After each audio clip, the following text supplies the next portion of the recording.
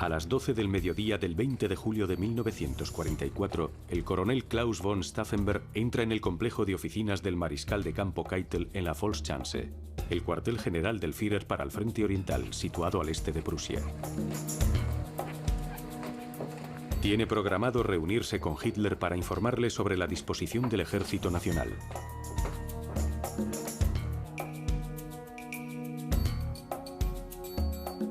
Keitel comunica a los oficiales que la sesión informativa no tendrá lugar en el búnker, como es habitual, sino en una sala de conferencias cercana, Lagebarak, los barracones de situación. Keitel les indica a los oficiales que lo acompañen, pero Stauffenberg se detiene y pregunta si se puede cambiar la camisa. El ayudante de Keitel, John von Freyen, lo conduce a un dormitorio cercano. Mientras Stauffenberg está dentro, suena el teléfono. Es el general Feldgiebel, jefe de comunicaciones. Stauffenberg dice que le devolverá la llamada lo antes posible. Keitel se impacienta. Stauffenberg sale por fin y los oficiales continúan el camino hacia la sala de conferencias, situada al otro lado de la zona de seguridad interna. A las 12:35, Stauffenberg entra en la sala de conferencias. Exactamente 7 minutos después, sucede lo inesperado. Así comienza uno de los capítulos más asombrosos de la historia de la Segunda Guerra Mundial. Un intento de asesinato del Führer por un grupo de altos mandos del ejército en el apogeo del poder militar alemán. Este es el testimonio histórico nunca antes contado de la Operación Valquiria.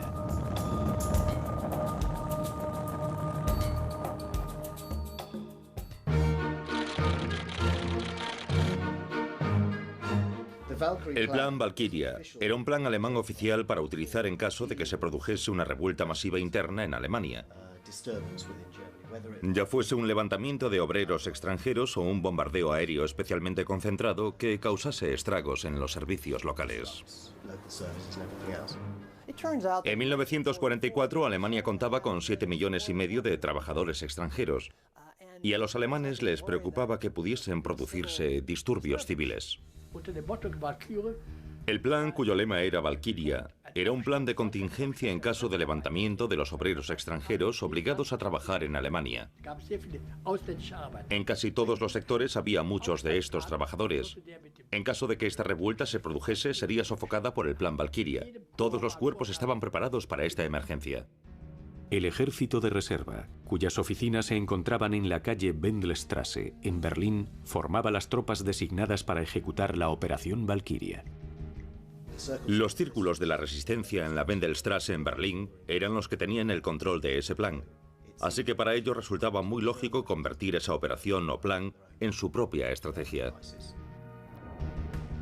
En Berlín también había un joven oficial del Estado Mayor del Alto Mando alemán, llamado Klaus Schenk, conde von Stauffenberg.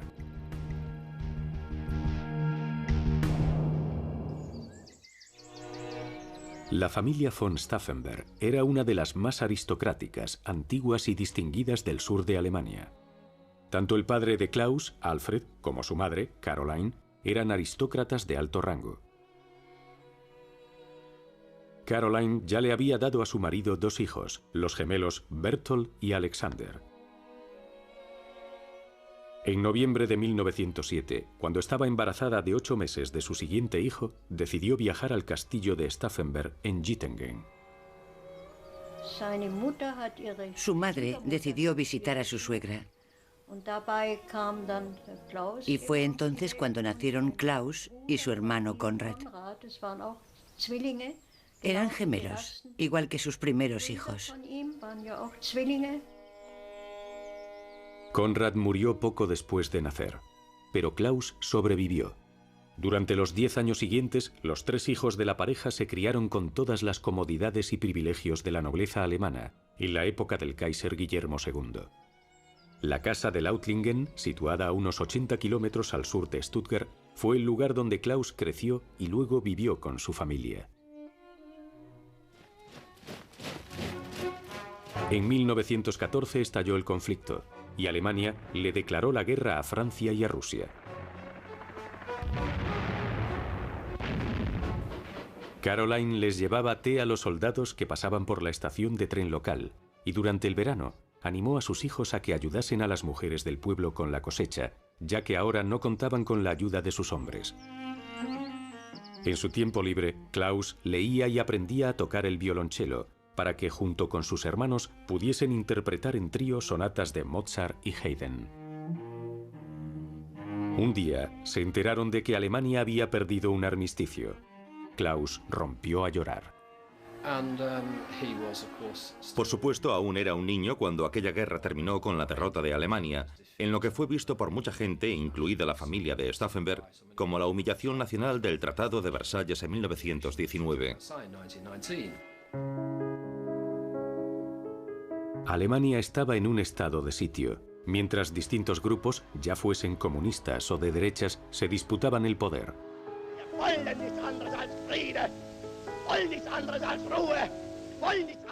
Aquella confusión preparó el terreno para la instauración de la dictadura de Adolf Hitler. La agitación política de aquellos años produjo una gran impresión en Klaus. Se propuso convertirse en oficial, ya que creía que el cuerpo de oficiales siempre había sido una poderosa fuerza estabilizadora en la vida alemana.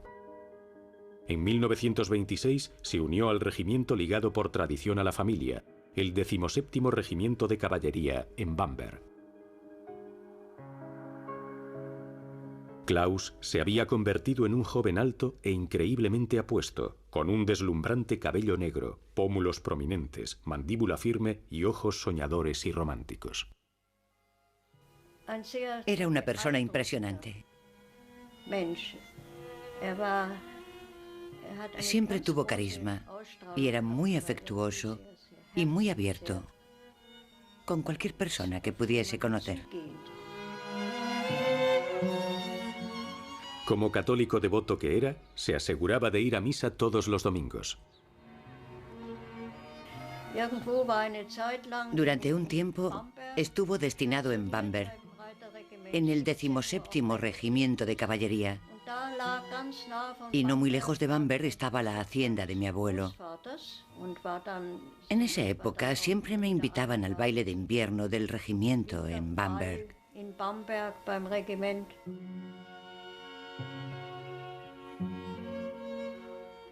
Un día conoció a una preciosa joven de 16 años, de nombre Nina, que asistía a un internado femenino de la zona. En 1930, cuando hubo ascendido a subteniente, Klaus le propuso matrimonio a Nina, aunque solo tenía 23 años. El 26 de septiembre de 1933, 8 meses después de que Hitler se alzase como canciller, Nina y Klaus contrajeron matrimonio en la iglesia de St. James en Bamberg. Klaus se casó de uniforme y con el casco de acero. Casarse es un acto de servicio, le explicó a Nina. En 1936, Klaus se presentó a los exámenes para ingresar en la prestigiosa Academia de la Guerra de Berlín. Berthold von Stauffenberg también se había mudado a Berlín con su nueva mujer, Mika. Su primo, el conde César von Hoffacker, también vivía en Berlín, en la calle Kaiser Wilhelmstrasse. Mi padre era primo directo del conde Klaus von Stauffenberg. Mi abuela y la madre de Klaus eran hermanas, por lo que había una relación muy cercana. Y creo que eso, definitivamente, tuvo algo que ver con el hecho de que mi padre acabase en la resistencia.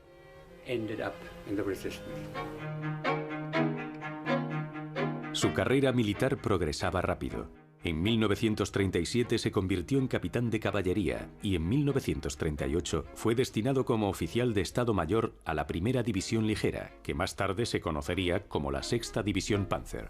Ese mismo año, las SA y las SS organizaron la llamada Kristallnacht, o Noche de los Cristales Rotos, en la que destruyeron negocios y hogares de judíos e incendiaron numerosas sinagogas. En esa época yo tenía 8 años. Irrumpieron en los hogares judíos y arrojaron todas sus pertenencias a la calle.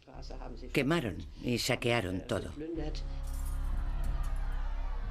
Stauffenberg había apoyado la restricción de la influencia judía en el arte y en la vida pública, pero condenó firmemente esta acción. Su desencanto gradual con el régimen nazi había comenzado de manera irreversible.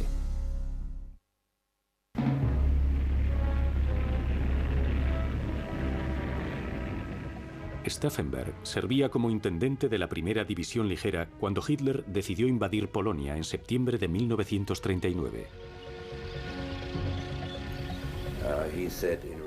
Cuando en noviembre de 1939 intentaron convencerlo para ayudar a derrocar a Hitler, él respondió: "Todavía no estoy preparado". ¿Qué significaba aquello? Entonces era capitán del Estado Mayor. ¿Cuántas oportunidades de oponerse a un dictador y comandante en jefe se le presentan a un capitán? Los ideales de Stauffenberg le decían que el ejército estaba allí para defender y respaldar a Alemania, y por lo tanto era un miembro muy leal del ejército que invadió Polonia en 1939. Ahora Alemania estaba en guerra. Este era el régimen que gobernaba Alemania, y yo creo que él pensaba que hasta cierto punto Alemania se había visto obligada a entrar en guerra, que no había sido solo cuestión de la excéntrica política exterior de Hitler.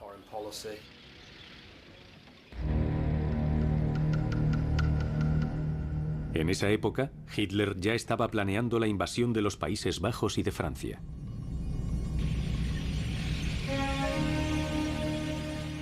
El 10 de mayo, Stauffenberg estaba con la 6ª División Panzer cuando sus tanques entraron en Luxemburgo y Bélgica, encabezando así las 6 divisiones acorazadas que cruzaron el río Mosa y atravesaron Francia.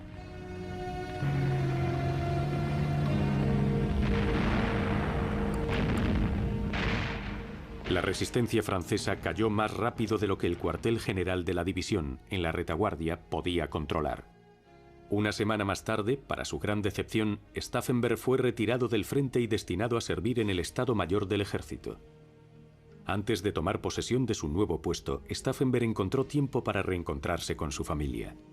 Ahora era el orgulloso padre de 3 hijos, Franz Ludwig, Heimeran y Bertolt, a quien llamó así en honor a su hermano mayor. Un año después, Nina le obsequiaría con el 4.º hijo de la pareja, una niña llamada Valerie.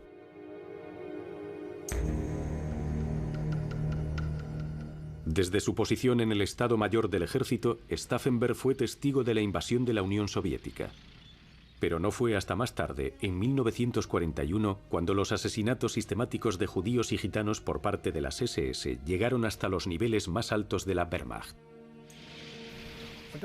A mí me habían herido fuera de Moscú, y como no estaba listo para cumplir mi deber, empecé a trabajar para el mariscal de campo von Kluge. Entonces llegó una nota de la retaguardia de las SS. 5 gitanos habían recibido un tratamiento especial. Así que von Kluge preguntó: ¿qué significa eso? Bueno, les hemos pegado un tiro. ¿Cómo? ¿Tras un consejo de guerra? No, hemos matado a todos los gitanos y a los judíos. Esa fue la primera vez que lo oí de boca de un alto oficial de las SS. Me quedé horrorizado. Durante los primeros días de la campaña rusa, el Holocausto ya había empezado, y tenía toda la pinta de convertirse en algo realmente brutal. No se trataba de los supuestos asesinatos que ocurrieron luego en cámaras de gas en Auschwitz y todo eso. Esto era algo realmente cruel, civiles en fila los que disparaban y arrojaban dentro de los fosos. Lo que estaba ocurriendo era algo terrible. Y los informes de cada una de esas atrocidades, obviamente, recorrían las líneas militares. Por ejemplo, si nos fijamos en el número de judíos exterminados durante el Holocausto, con diferencia la mayor parte de ellos proceden de la antigua Unión Soviética, Bielorrusia, Ucrania y lugares como esos.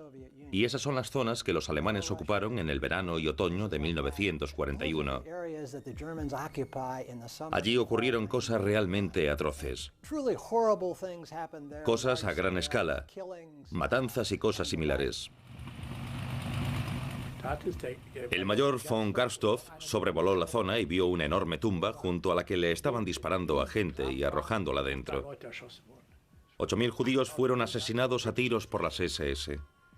En esa época yo solo tenía 25 años y solo le confié este secreto a Treschow. Treschow era como una figura paterna, un jefe del Estado Mayor militar. El general Henning von Treschow, que servía en el Frente Oriental, en el Heeresgruppe Mitte, llevaba planeando derrocar a Hitler desde finales de los años 30. El grupo Heeresgruppe Mitte se rodeó de un círculo de gente en quien sabía que podía confiar. Era raro, pero aquello se sabía. En esa época teníamos un código para averiguar si alguien era nazi. Y yo sabía que Treschow no era nazi. Admiraba su inteligencia. A eso de las 11 de la noche, Treschow estaría jugando al ajedrez para relajarse. Y entonces era cuando hablábamos de cómo llevar a cabo el asesinato. En ese momento ya no era una cuestión de por qué hacerlo, sino simplemente de cómo hacerlo. Von Treschow entendía que la Wehrmacht del Frente Oriental tenía una oportunidad única para gestar una conspiración, dada su independencia de los SD, la Gestapo y las SS.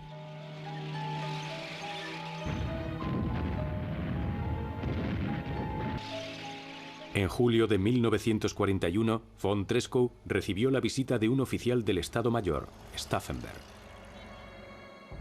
El joven militar estaba de acuerdo con Treschow en que Hitler era un peligro, pero todavía no estaba preparado para unirse a la conspiración.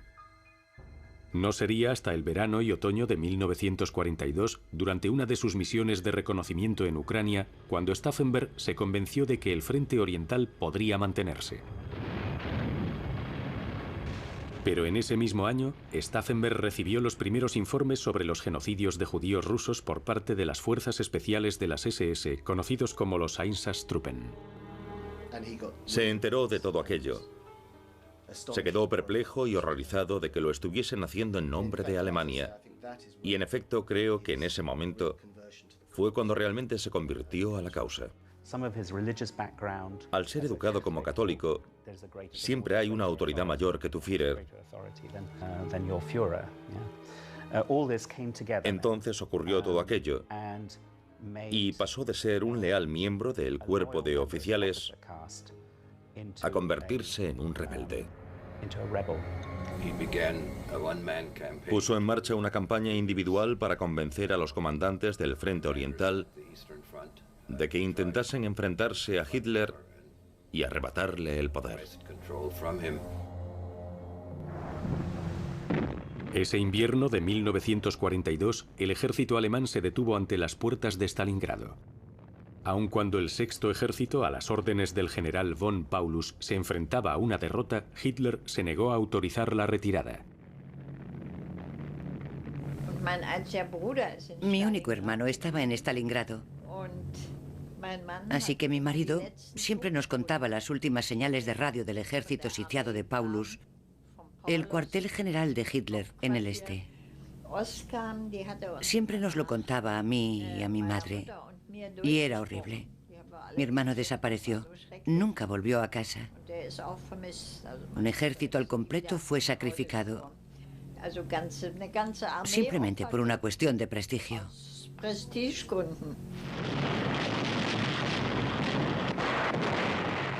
Stauffenberg ahora estaba convencido de que Hitler tenía que ser derrocado. Era tan elocuente en sus críticas que el resto de sus compañeros empezaron a preocuparse. Así que decidieron enviarlo lejos, a la 10ª División Panzer, en Túnez.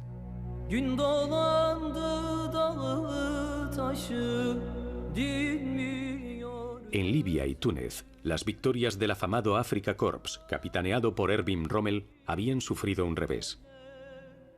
Los estadounidenses habían llegado al norte de África durante la Operación Torch.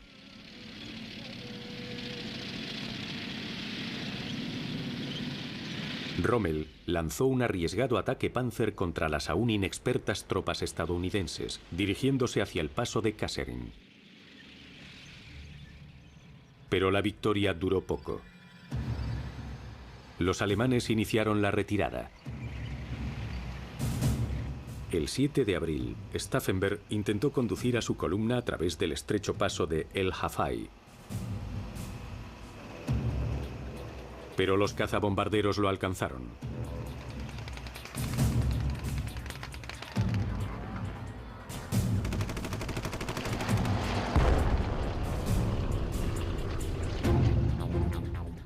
Stauffenberg resultó gravemente herido.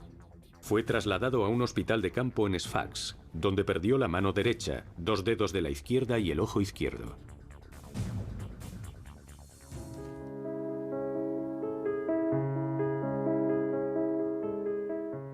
Su recuperación fue lenta pero constante.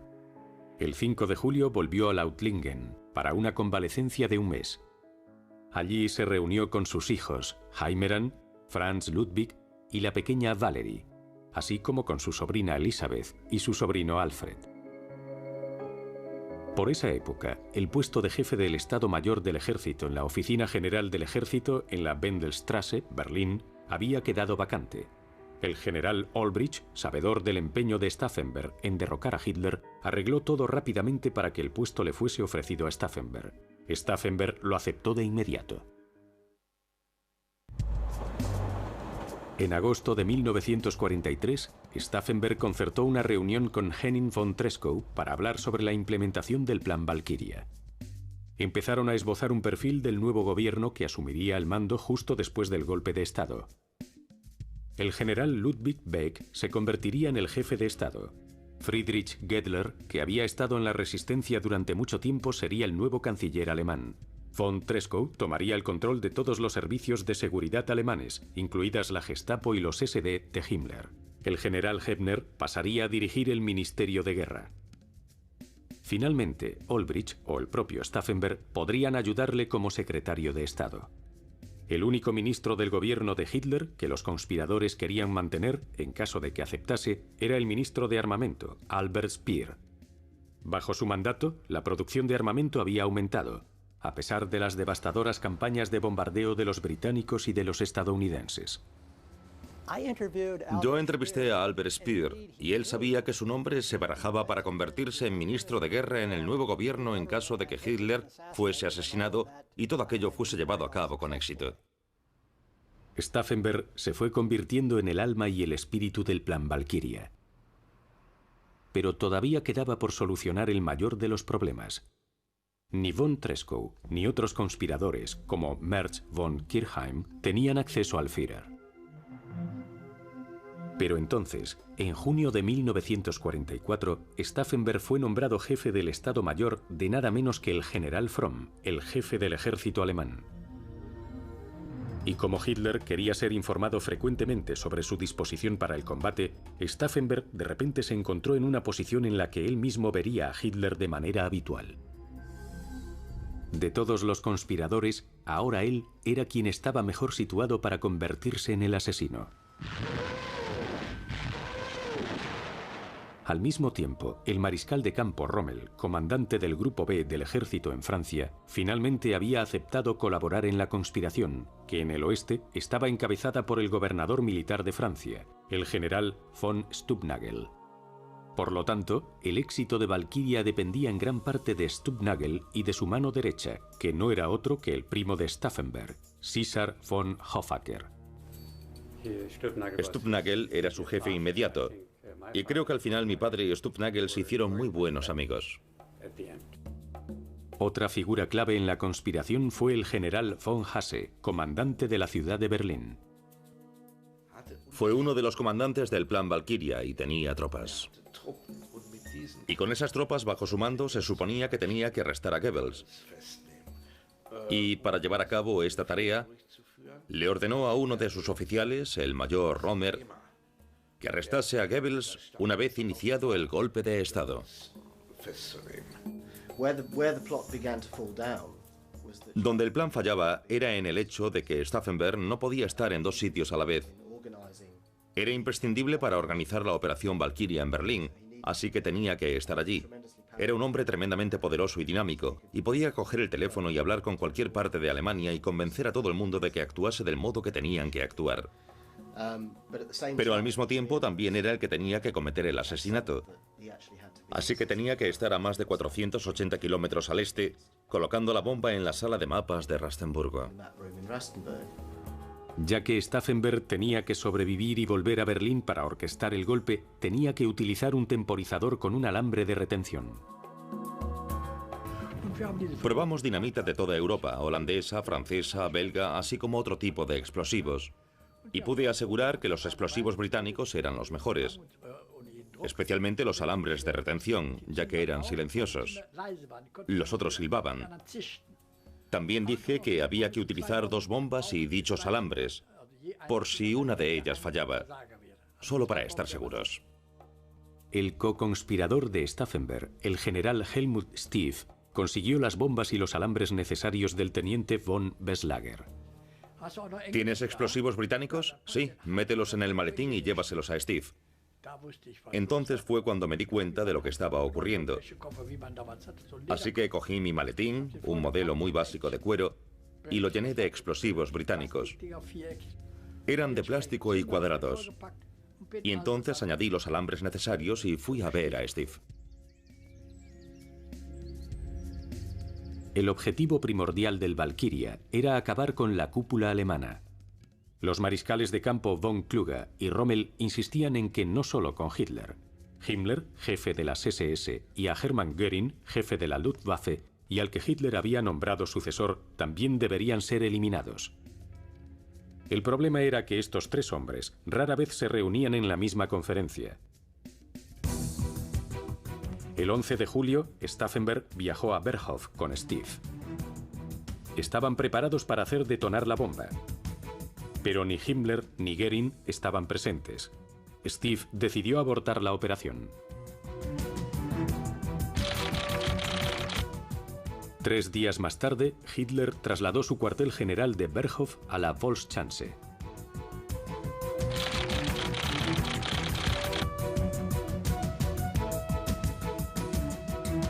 Construida en 1941 para preparar la Operación Barbarroja, la Volkschanze había sido ampliada hasta crear un amplio complejo que comprendía 3 anillos de seguridad. El primer complejo, conocido como la Zona de Seguridad número 2, contenía barracones e instalaciones para el personal e invitados, un centro de comunicación y un comedor de oficiales conocido como Casino 2. Al noroeste estaba la Zona de Seguridad número 1, dentro de la cual se encontraban las oficinas de las figuras principales del régimen nazi, incluidas las de Göring, el general Jodl y la del oficial de campo Wilhelm Keitel. Justo a la izquierda de la Zona 1 había otro sector fuertemente protegido, conocido como la Führerzone. Aquí había un enorme búnker reservado para el Führer, así como refugios para ataques aéreos y varios barracones de madera, en uno de los cuales había una sala de mapas de situación. El 14 de julio, Stauffenberg y el general Fromm fueron convocados en la Volkschanze al día siguiente. En esta famosa foto se puede ver a Stauffenberg erguido como un roble, mientras Hitler saluda al general Bodenschatz de la Luftwaffe. En Berlín, el general Olbricht ya estaba dando órdenes para el plan Valkyria, pero Stauffenberg fue informado de nuevo de que no colocase las bombas porque Himmler y Göring no estaban presentes. Pero el 15 de julio, Stauffenberg tuvo la oportunidad de hacer un ensayo general. Vio que las posibilidades de activar la bomba en el búnker del Führer eran pocas. Por lo tanto, tendría que romper la cápsula fuera de allí, preferiblemente en el complejo de oficinas de Keitel. También vio que la distancia entre los 2 edificios era de unos 365 metros, lo cual significaba que le llevaría alrededor de 10 minutos a pie. Por lo tanto, un alambre de 10 minutos no sería suficiente, los necesitaría de 30 minutos.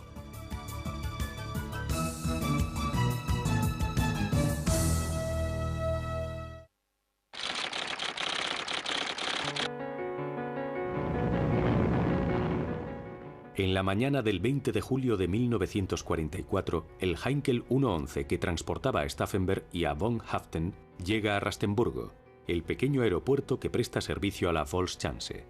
La seguridad es férrea. El mayor Herbert Buchs recuerda el ambiente que había en el cuartel general del Führer. En el este la situación era muy crítica. También hacía mucho calor y había mucha humedad, condiciones que a Hitler no le gustaban. El ambiente general en la Volkschanze era tenso.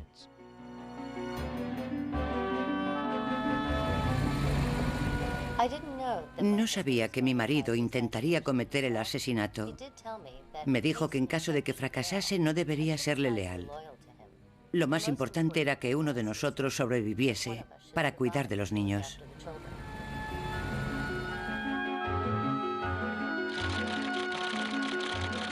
Stauffenberg se sienta a desayunar. Lo acompaña el capitán von Müllendorf, el ayudante del comandante de la Volkschanze. Poco después de las 11, acompañado por von Haften, Stauffenberg se dirige a la oficina de Wilhelm Keitel para preparar la presentación ante el Führer.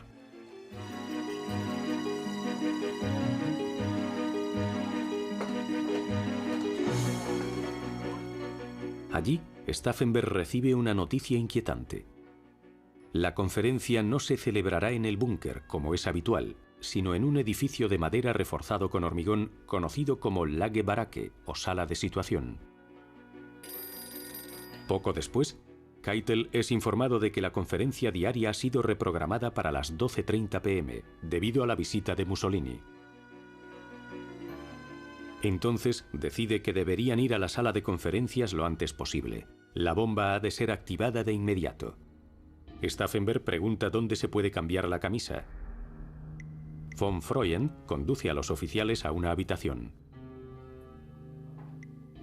Una vez dentro, unos nerviosos Haften y Stauffenberg empiezan a activar la bomba.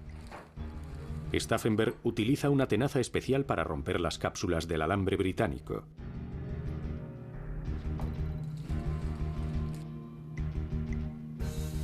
Luego, Haften lo inserta en la bomba. En ese momento, Voss intenta abrir la puerta para decirle a Stauffenberg que lo llaman por teléfono. Von Haften acaba de terminar de activar la primera bomba, pero no ha podido activar la segunda. Keitel se impacienta y le dice a Stauffenberg que se dé prisa. Se han quedado sin tiempo. Una sola bomba deberá ser suficiente.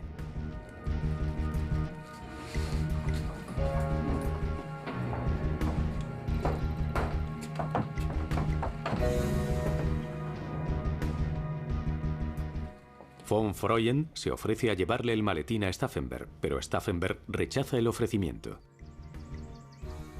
Quiero sentarme lo más cerca del Führer posible, dice. No oigo muy bien.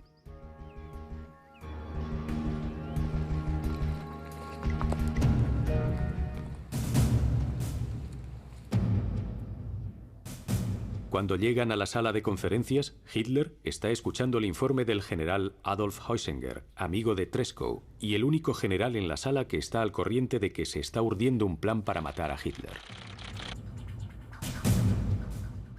A la derecha de Heusinger está el coronel Heinz Brandt, el general Rudolf Schmund, ayudante jefe,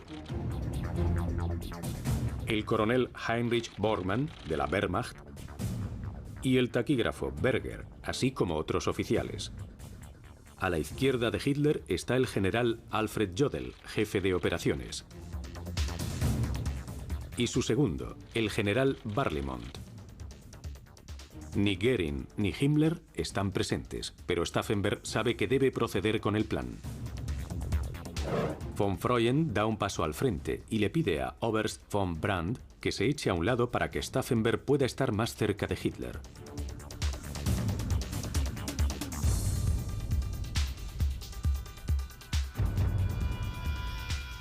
Con la bomba ya colocada, Stauffenberg le dice a von Freund que tiene que hacer una llamada y se va. Por desgracia, Brandt vuelve a su posición anterior. Una vez fuera del edificio, Stauffenberg se apresura a salir de la zona del Führer y se dirige al edificio de los ayudantes, donde sabe que lo está esperando el general Feldgiebel. En la sala de conferencias, la presentación de Heusinger continúa. El reloj sigue corriendo.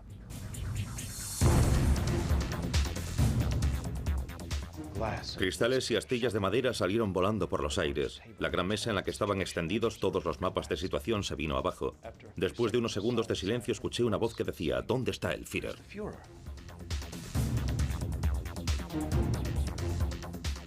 En medio de la confusión posterior, Stauffenberg y von Haften intentan escapar. Al pasar junto a los barracones de situación, Stauffenberg ve un cadáver cubierto con la gabardina de Hitler, al que transportan en una camilla. En el primer anillo de seguridad y después en el segundo control les permiten continuar. Pero para entonces, el comandante de la Volkschanze ordena el cierre total.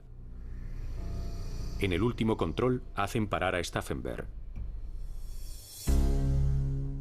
Él mismo decide llamar al comandante. Por casualidad, lo ponen en contacto con el capitán von Millendorf, el mismo oficial con el que había desayunado esa misma mañana. Von Millendorf le da luz verde para continuar y abandonar el complejo.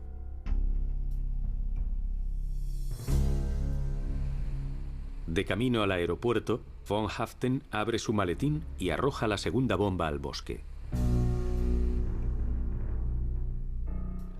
Su Heinkel despega a la 1:15 p.m. Pero debido a fuertes rachas de viento, Stauffenberg y von Haften no llegarán a Wendelstraße hasta las 4:30 de la tarde.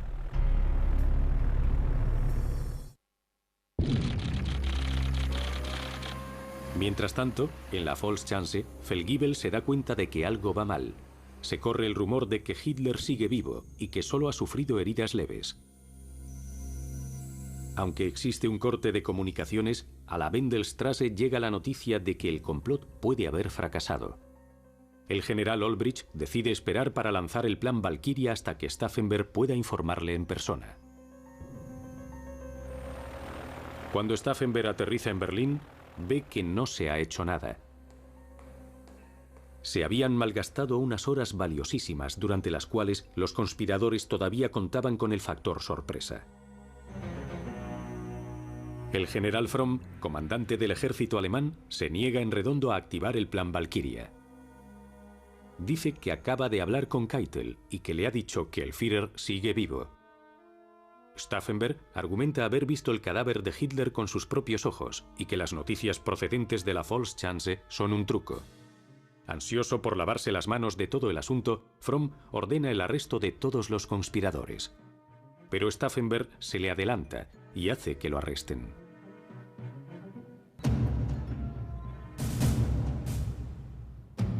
Junto con Olbricht y Merz von Kirchheim, Stauffenberg empieza a emitir frenéticamente órdenes por telex a las distintas unidades del ejército, apremiándolos a situarse en las posiciones que les habían sido asignadas. Afortunadamente, en París, todo va según el plan.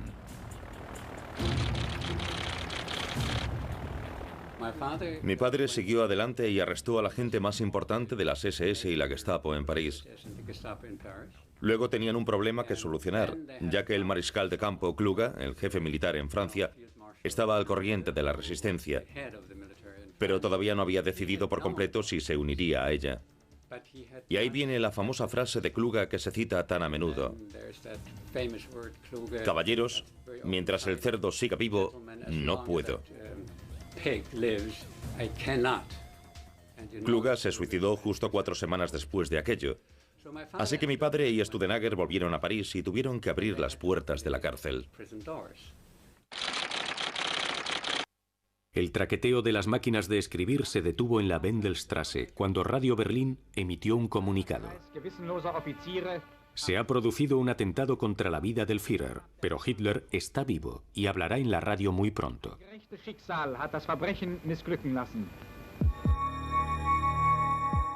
¿Por qué fracasó el complot?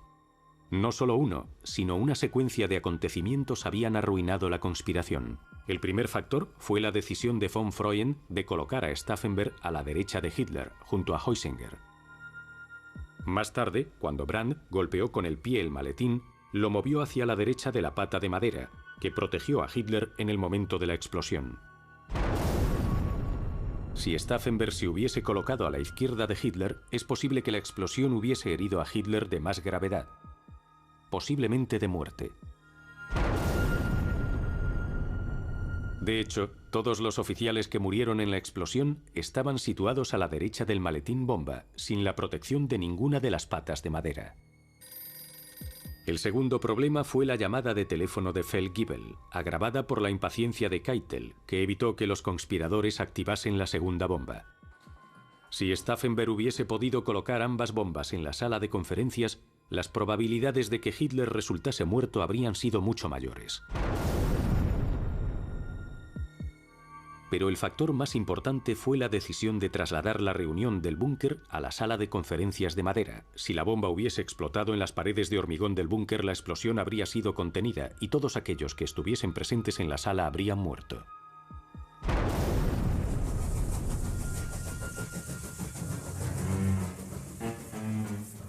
Hitler estaba convencido de que lo había salvado la providencia. Saludándolo con la mano izquierda, ya que se había lesionado el brazo derecho en la explosión, recibió con orgullo a su invitado, el exdictador italiano Benito Mussolini. Mientras Hitler le mostraba a Mussolini los restos de las barracas, le decía: «Ya ve, no ha quedado nada en pie y aún así yo he salido sin un solo rasguño». En realidad se había herido el hombro, así que colocó la mano derecha entre los botones de su túnica como Napoleón. Hasta entonces todo el mundo estaba convencido de que había sido alguno de los obreros que trabajaba en las barracas. Pero la repentina desaparición de Stauffenberg les hizo ver las cosas de una manera totalmente diferente. Esa noche, Hitler supo que un grupo de oficiales habían sido los responsables.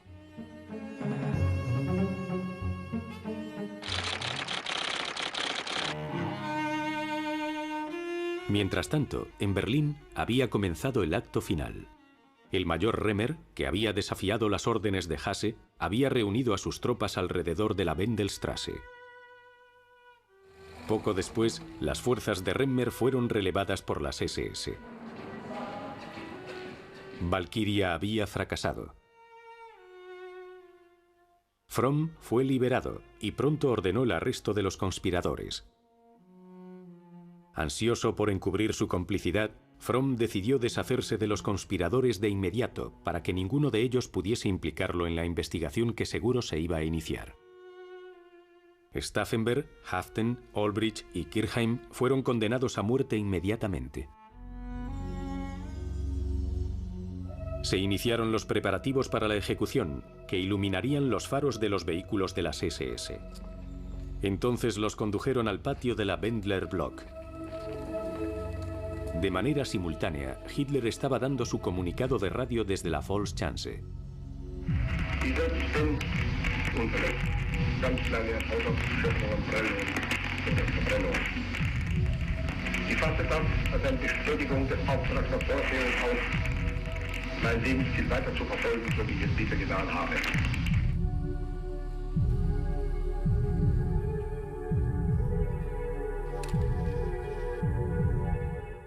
¡Larga vida a nuestra sagrada Alemania!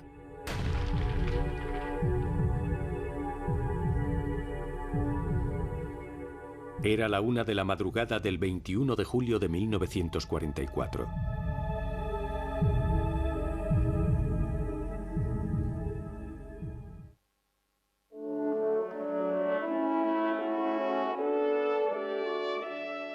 Al final, el destino había sido piadoso con Klaus von Stauffenberg. Muchos otros oficiales de alto rango no tuvieron tanta suerte. El atentado convenció a Hitler de que no podía confiar en la cúpula de la Wehrmacht.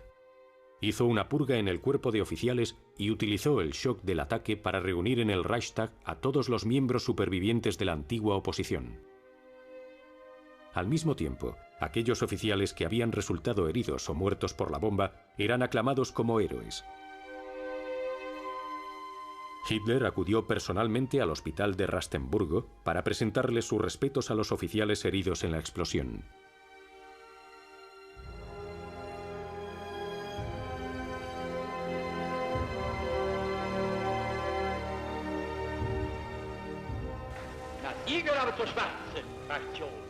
Hitler ordenó una serie de juicios mediáticos en el Volksgerichtshof, o Tribunal del Pueblo, presidido por un temido juez llamado Roland Freisler.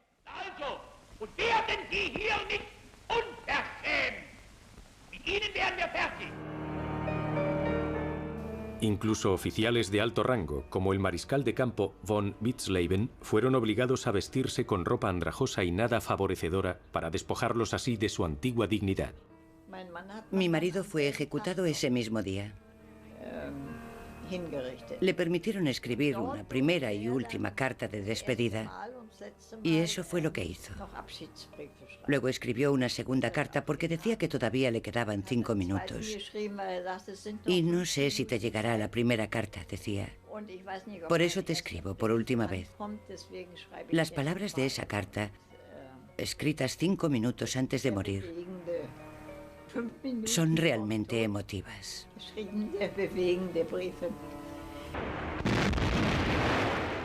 Y la guerra continuó. Seguiría durante otros 10 meses, en los cuales millones de personas perderían la vida.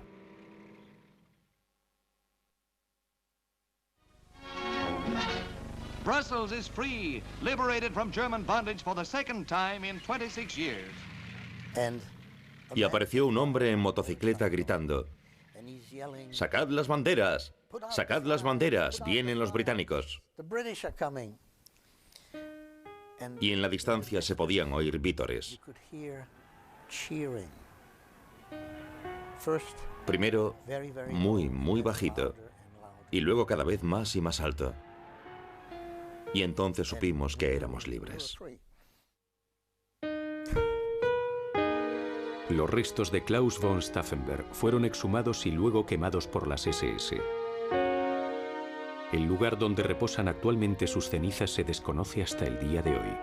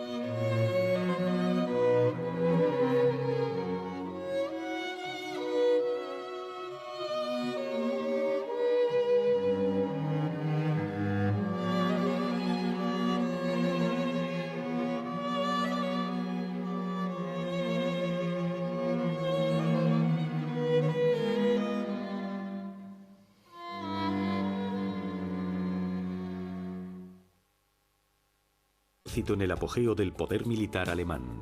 Este es el testimonio histórico nunca antes contado de la Operación Valquiria.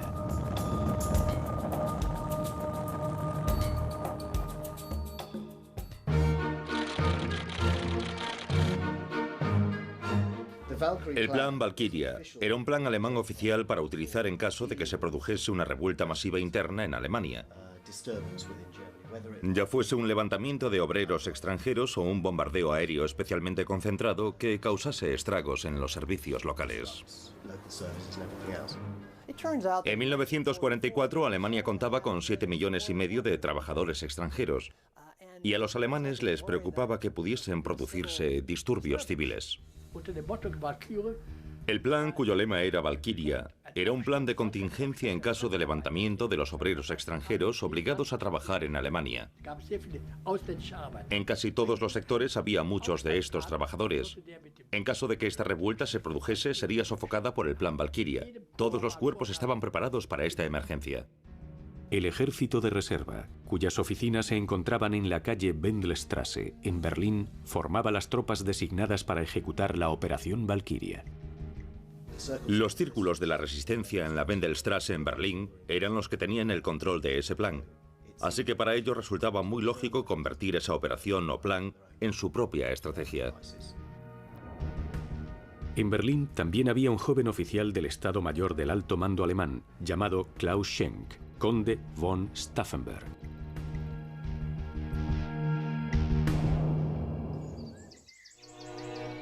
La familia von Stauffenberg era una de las más aristocráticas, antiguas y distinguidas del sur de Alemania. Tanto el padre de Klaus, Alfred, como su madre, Caroline, eran aristócratas de alto rango. Caroline ya le había dado a su marido 2 hijos, los gemelos Berthold y Alexander. En noviembre de 1907, cuando estaba embarazada de 8 meses de su siguiente hijo, decidió viajar al castillo de Stauffenberg en Gittingen. Su madre decidió visitar a su suegra.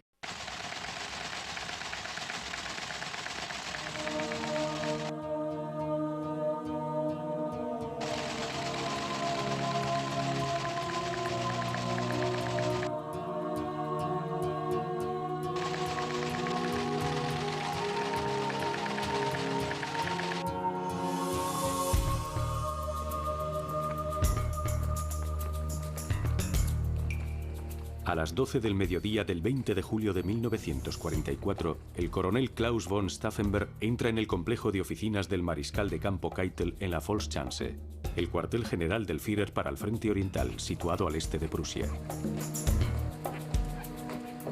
Tiene programado reunirse con Hitler para informarle sobre la disposición del Ejército Nacional.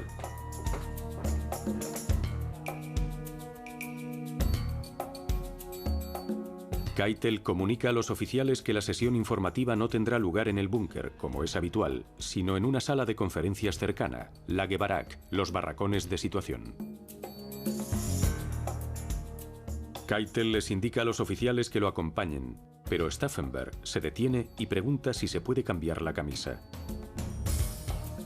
El ayudante de Keitel, John von Freyen, lo conduce a un dormitorio cercano. Mientras Stauffenberg está dentro, suena el teléfono. Es el general Feldgiebel, jefe de comunicaciones. Stauffenberg dice que le devolverá la llamada lo antes posible. Keitel se impacienta.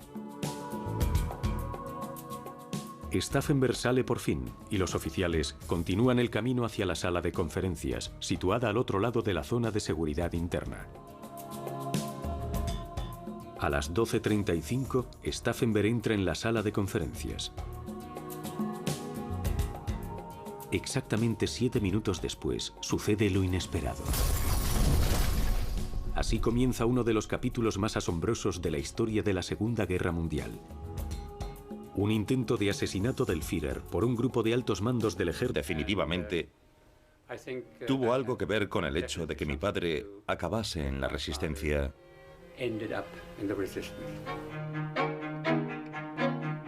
Su carrera militar progresaba rápido. En 1937 se convirtió en capitán de caballería y en 1938 fue destinado como oficial de Estado Mayor a la Primera División Ligera, que más tarde se conocería como la Sexta División Panzer. Ese mismo año, las SA y las SS organizaron la llamada Kristallnacht, o Noche de los Cristales Rotos, en la que destruyeron negocios y hogares de judíos e incendiaron numerosas sinagogas. En esa época yo tenía 8 años. Irrumpieron en los hogares judíos y arrojaron todas sus pertenencias a la calle. Quemaron y saquearon todo. Stauffenberg había apoyado la restricción de la influencia judía en el arte y en la vida pública, pero condenó firmemente esta acción. Su desencanto gradual con el régimen nazi había comenzado de manera irreversible.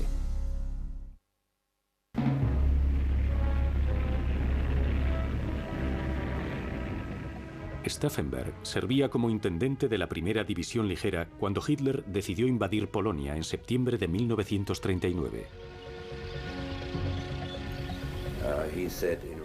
Cuando en noviembre de 1939 intentaron convencerlo para ayudar a derrocar a Hitler, él respondió: "Todavía no estoy preparado". ¿Qué significaba aquello? Entonces era capitán del Estado Mayor.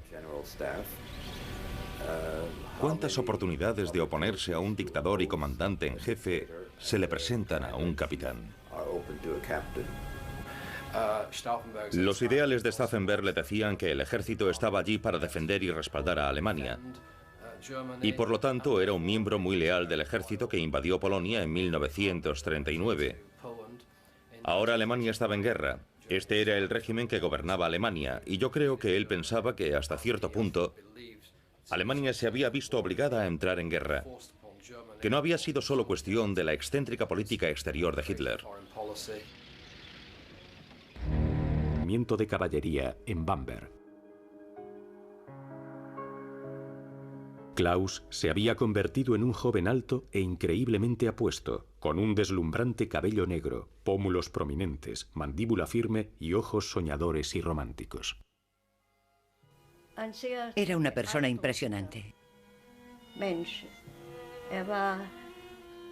Siempre tuvo carisma y era muy afectuoso y muy abierto con cualquier persona que pudiese conocer. Como católico devoto que era, se aseguraba de ir a misa todos los domingos. Durante un tiempo estuvo destinado en Bamberg, en el 17º Regimiento de Caballería. Y no muy lejos de Bamberg estaba la hacienda de mi abuelo. En esa época siempre me invitaban al baile de invierno del regimiento en Bamberg.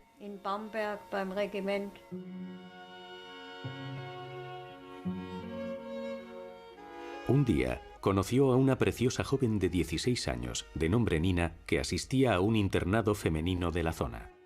En 1930, cuando hubo ascendido a subteniente, Klaus le propuso matrimonio a Nina, aunque solo tenía 23 años.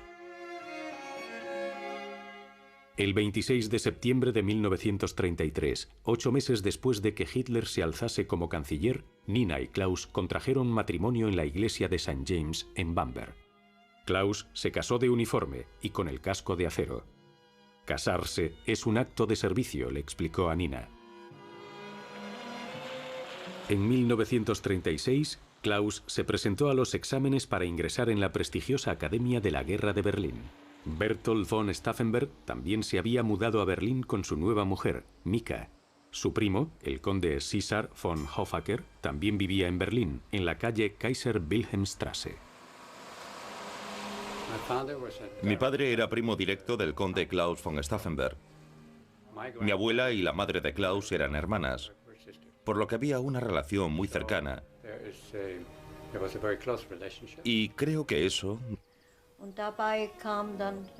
Y fue entonces cuando nacieron Klaus y su hermano Konrad. Eran gemelos, igual que sus primeros hijos. Konrad murió poco después de nacer, pero Klaus sobrevivió.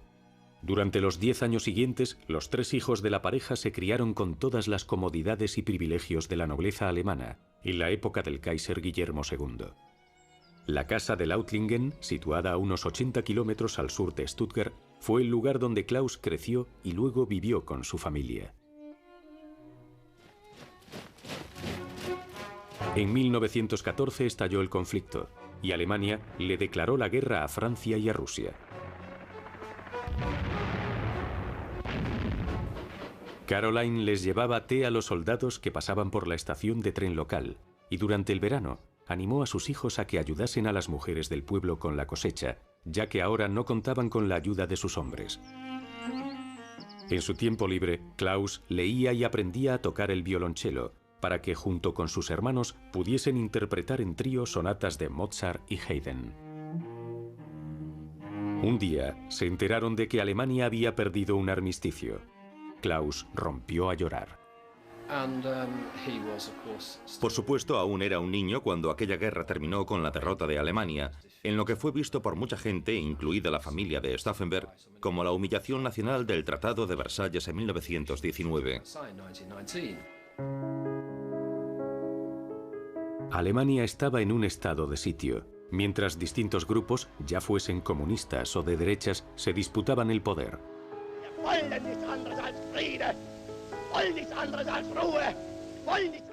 Aquella confusión preparó el terreno para la instauración de la dictadura de Adolf Hitler. La agitación política de aquellos años produjo una gran impresión en Klaus. Se propuso convertirse en oficial, ya que creía que el cuerpo de oficiales siempre había sido una poderosa fuerza estabilizadora en la vida alemana. En 1926 se unió al regimiento ligado por tradición a la familia, el 17º Regimiento